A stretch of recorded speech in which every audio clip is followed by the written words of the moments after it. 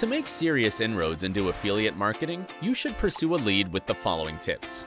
First of all, you should always perform experiments. Try different niches, use different tools, play with their placement, try different traffic types, and always aim to try something new.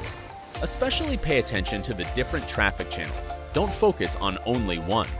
Work on the returning customers. Use retargeting in your advertising campaigns and build your own brand. It's a tough process. However, it pays well in the long run.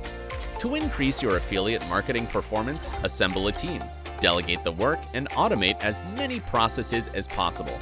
Always analyze all incoming data, such as click or conversion rates. That will help you to find the most effective solutions.